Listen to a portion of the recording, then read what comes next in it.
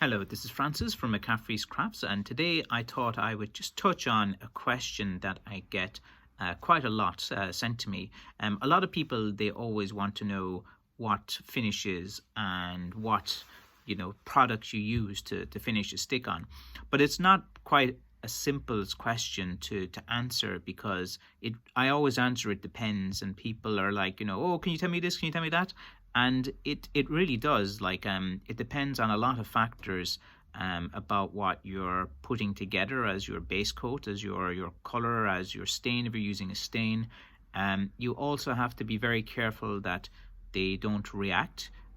You have to get the temperature right in the room, because a lot of finishes, if the temperature is too cool in the room, it's not going to apply pretty well.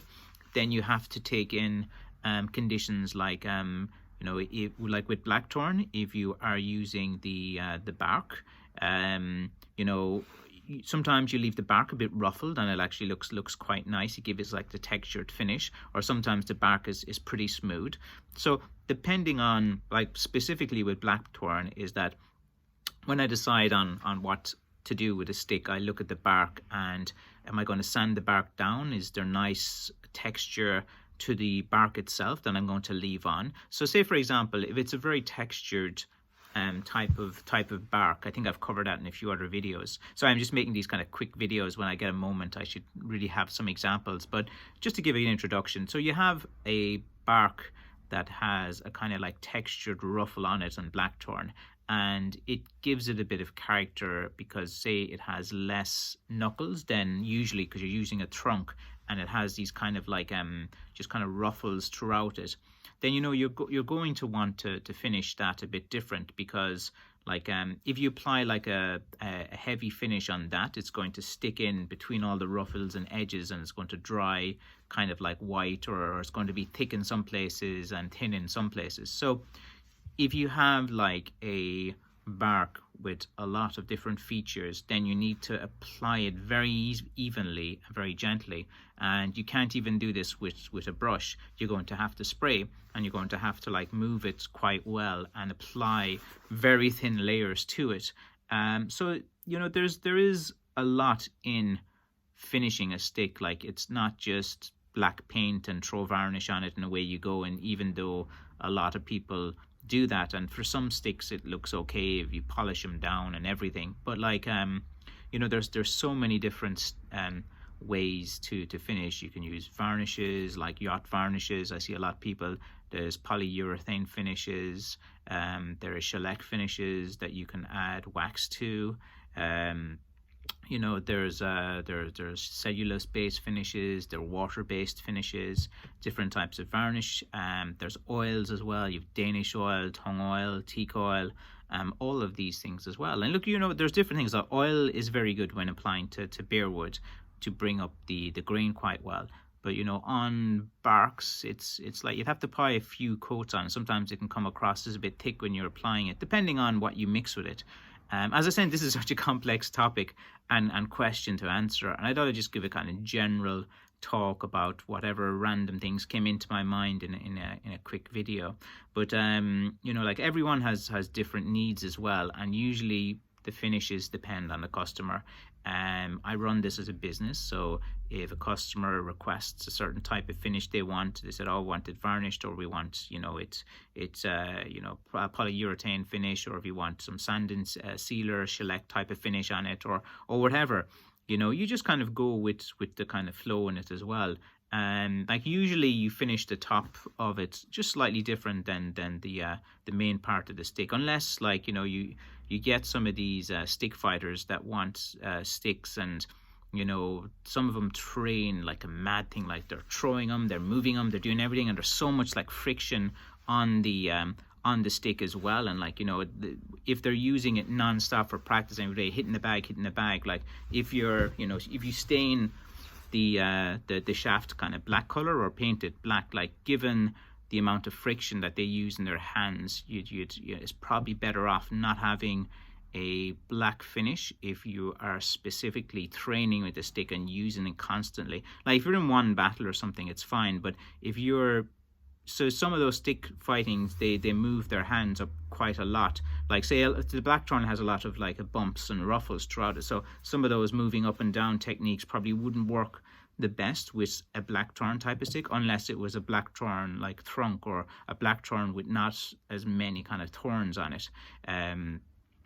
So there's so many different things to put into consideration. I have to kind of break it down and kind of go through one by one, but it gets quite busy. Usually I just get a few minutes a day. I hit record on my phone, and I just kind of talk a few random facts, and hopefully you'd pick up some bits of information from these little kind of ramblings that I have.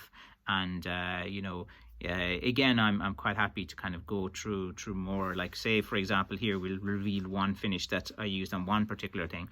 I use this this is like a shellac sanding sealer, and it's this is used specifically on wood before you French polish it, or before you wax it as well. And if you put this in, it kind of soaks in to the wood to give it like a seal as well, and you can apply a few very light coats on it, and it can actually give quite a nice finish as well.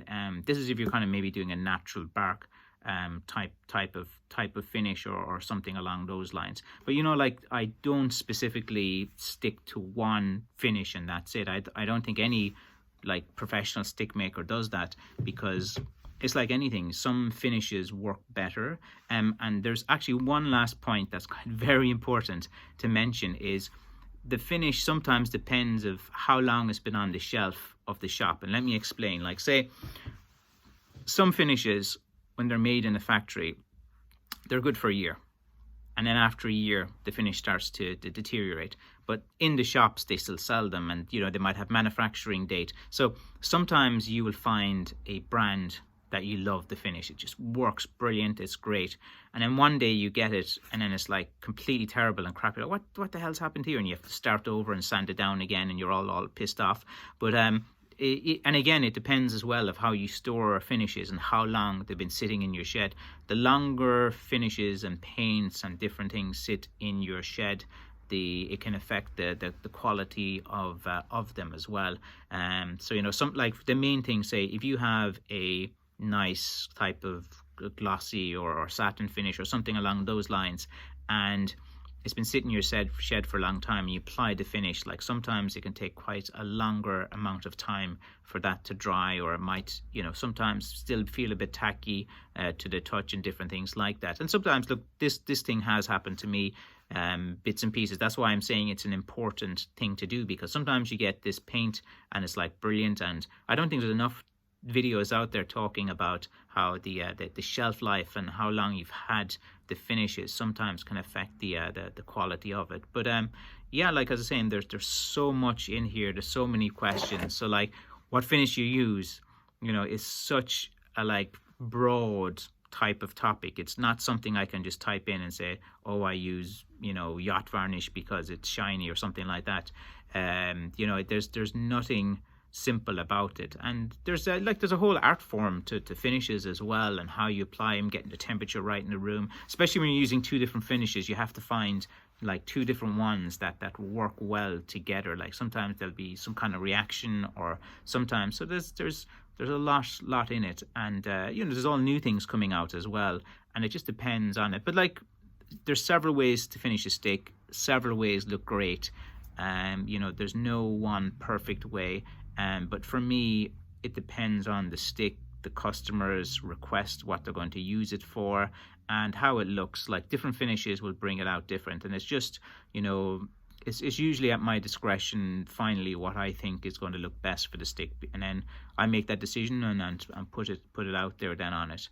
And I hope that just kind of just gives you an idea of how talking about finishes kind of happens inside my mindset. Thank you for watching.